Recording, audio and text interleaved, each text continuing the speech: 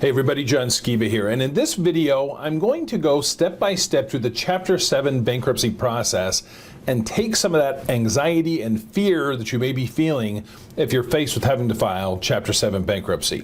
But if this is your first time here to my YouTube channel, go ahead and click subscribe, check on that little bell, that way you'll be notified each and every week when I put out a new video that'll help you deal with your serious debt problem.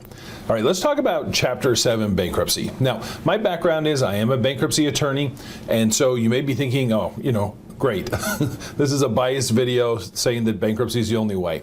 I am the last person to say that bankruptcy is always the best option for people dealing with their debt problems. In fact, I think there's a lot of other ways, a lot of non-bankruptcy options that can be used to get rid of debt. I'm a big proponent of Dave Ramsey. I went and got certified through the Dave Ramsey organization to be a master financial coach. And the reason I did that is because bankruptcy doesn't make sense for some people. There are people that come into my law office needing to file or deal with their debt somehow who are thinking that they need to file for bankruptcy, and I'll let them know, hey, bankruptcy is not a good choice for you. Here are some other options. That's why I did that. That being said, I try to be flexible on this because in some circumstances, bankruptcy is absolutely the best option. And a lot of people don't take that step because of the unknown, of the fear of taking that step, what'll happen. Trust me, I know how this goes. You're staying up all night, stressed out. The idea of bankruptcy is you don't want to go down that road. You're going to the worst case scenario. You're thinking you're going to end up in jail or you're going to lose your house and all that. I want to go through what a typical Chapter 7 bankruptcy looks like. And I think as you do that and you gain that information, it's going to reduce a lot of that anxiety and help you to make a smart decision as it relates to your debt. All right, I want to break it down into four separate steps. The first step is the pre-filing. Before your case is actually filed with the bankruptcy court, here's what you can expect from that process. First of all, it's a ton of paperwork. The whole bankruptcy process is so much paperwork, and it seems to be more paperwork every year. Right now, it's about an 80 to 90 page document. It's called the voluntary petition and your bankruptcy schedules. There's all kinds of information on there. Name, address, social security number, obviously your assets, your debts, transactions that have happened, if you've transferred assets, if you sold things, if you've been having your wages garnished, if you've been sued. All of that goes into your bankruptcy petition and schedules. And so the initial stages is really just gathering a lot of information. When you work with a bankruptcy attorney, I'm going to warn you up front, it's going to get annoying because we're going to need tax returns, 6 months of pay stubs, 6 months of bank statements. There's just so much information that has to go into those documents. And it can't be just a portion of it, it's got to be all of it. We've got to get all the information, prepare the documents, and then before the case is filed, you're going to have a chance to review those documents and make sure that the information is correct. Before your case is filed, you're also going to have to take a credit counseling course. This is usually not offered by the attorney. This is usually offered at some third party. This is a requirement since 2005 that they require everybody prior to filing for bankruptcy that you take this credit counseling class. Now, it's not a big deal. It's a 1-hour online class. You watch the video. There may be some interaction. You may have to call in just to certify that you took it, and then they issue a certificate. The certificate just says they did it. They took the class. So once the paperwork is prepared and you have your credit counseling certificate, then you're ready to file your case. So that takes us to our next step, what happens after the filing of the bankruptcy case. Now, one of the most powerful tools after you file for Chapter 7 bankruptcy is immediately the court puts an order in place called the automatic stay. And it is immediate. It's by operation of law. Not only that, we file the cases electronically, and then I can literally get an order from the court that we can send to creditors that says, cut it out. No more lawsuits, no more wage garnishments. They can't even call you on the phone or send you the snotty letters that they've been doing. All of that stops. And the next step in your case really is what's called the meeting of the creditors. Sometimes you'll hear it called the 341 meeting. 341 just references the bankruptcy code section that authorizes these meetings, section 341. So the 341 meeting, while it's called the meeting of the creditors, I can tell you 99.9% of the time, it's a meeting with you, your lawyer, and the bankruptcy trustee who's been assigned to your case. Now, it's important to understand what the bankruptcy trustee's job is. The bankruptcy trustee is not the judge. They don't even work for the court. They actually are usually contractors with the Department of Justice, and their job is to kind of oversee the case, review your documents, determine if there's any assets that can be sold with the money given to your creditors, and just make sure that everything's been submitted properly. Once they do their job, they send it on down the line to the court to receive your discharge from your judge. Now, the meeting of the creditors is really the only time that you really have court. And right now, I'm recording this post-COVID. Most 341 meetings are being held via video conference or even a phone conference is in Arizona what they're doing with most of them. It's usually a pretty brief meeting, it's usually about a 5-minute thing where you'll be put under oath. They're going to ask you if you reviewed the documents that were submitted to the court prior to filing. They'll ask you if you signed them. They'll ask you if the information that you submitted to the court is true and accurate to the best of your knowledge. They're going to ask you if you've lived in that particular state for at least 2 years, and they're going to ask if you have filed any prior bankruptcies in the last 8 years.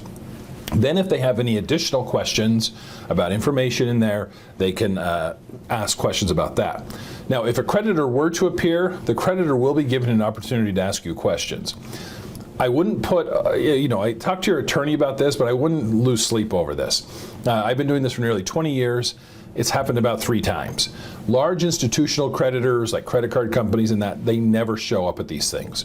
They know that there's very limited amount of time, and if they truly had questions, they can go through your attorney, or there's other mechanisms for it to do that. So the 341 meeting, I always tell people when they get done with it, they always say, hey, that wasn't that big of a deal. It's important because you're under oath, so that testimony is important, but it's nothing to lose sleep over. Once you've completed the meeting of creditors, that 341 meeting, really there's kind of a lull as far as, it's kind of like a hurry up and wait time period. There's one thing that you do have to do, and that's complete a financial management course. This is very similar to the credit counseling class that you had to take prior to filing. Well, now there's a second online course or video that you have to watch that to be able to get your discharge. Once you complete that, you will get, again, a financial management certificate. It's usually emailed directly to your attorney and then submitted to the court. During that time, the trustee may ask for additional documents. They're also looking to see, like I said, if there's any assets that could be sold for the benefit of your creditors. In most states, there are exemption laws that protect your stuff. Most people have heard of something like the homestead exemption that protects your house. Well, there's exemptions usually for cars and for retirement accounts and for household goods, and furniture and clothing and all those kinds of things. Most people do not lose much of anything going through the Chapter 7 process. So if you're not going forward with the bankruptcy because you think you're going to lose everything, definitely talk to an attorney in your state who will know your exemption laws, because most things are protected. I saw a statistic in Arizona once that said 94% of Chapter 7 bankruptcy filers do not lose any assets through this process. So I don't know how verifiable that is, but in my experience, that's generally true, that most people don't lose any assets. And the good thing, too, is if you talk to a bankruptcy attorney in your state, you're going to know ahead of time. Before you even file the case, my clients know if there's going to be an issue as to a particular asset. So once all of that's been taken care of, the court will then enter what's called the discharge order. This is what you want. The discharge order is the order from your judge stating that you're no longer legally obligated to pay any of those debts. Further, it also bars your creditors from ever trying to contact you again. And so once you get that discharge order, for most cases, that's the end. If there's issues with the trustee or if there's assets that are being liquidated, that can extend beyond the discharge. A lot of clients I work with sometimes have a lot of confusion or questions about that. They think once the discharge order is entered that the case is completely done. Not entirely true. In a lot of cases, it is. But in some cases, if the trustee still has some administrative things to do, it's going to be a little bit longer before the clerk of the court administratively closes your case out. So that discharge order, it's a little bit anticlimactic. I always say it comes in the mail. It's a single-page document. It says discharge across the top. Your judge signs it. Most bankruptcy cases, that's your only interaction with the judge in your case, is receiving that document. There's no real specific court hearing like there can be in other chapters, like Chapter 13 or Chapter 11. So that's really kind of what you're looking at with the Chapter 7. And so that's really it. Those are the steps to a Chapter 7 bankruptcy. Now, obviously, there are exceptions to this. There are times when it can be complicated, particularly if you have transferred a bunch of assets, or if you have owed money to a family member that you've been repaying. I have some other videos on my channel that discuss specifically those situations. But for most of the cases, those are the steps that you're looking at. Now, one of the big concerns and a lot of the anxiety comes from what will happen afterwards. Now, as far as your credit goes, it does stay on your credit report for 10 years from the date that your case is filed with the court. However, as far as credit worthiness, I can tell you most people recover somewhere between 12 and 24 months after their case is discharged. Once the case is discharged, it'll zero out all the debts on your credit report, and that will help your credit score to recover fairly quickly. Home loan mortgage lenders like FHA, the VA, they will do mortgage loans with normal interest rates 2 years after a Chapter 7 bankruptcy is discharged. Credit cards and car loans, for good or for bad, they're available almost immediately. You're just going to get better interest rates the further you get away from it. So I don't ever sugarcoat it. There's definitely consequences to the filing of a Chapter 7 bankruptcy, but it's not this 10-year of no credit. It stays on your credit report, but you'll recover a lot more quickly than you're thinking. So I hope that's helpful. That was my whole purpose in doing this, is just to dispel some of the fears, some of the myths and rumors that you hear about Chapter 7.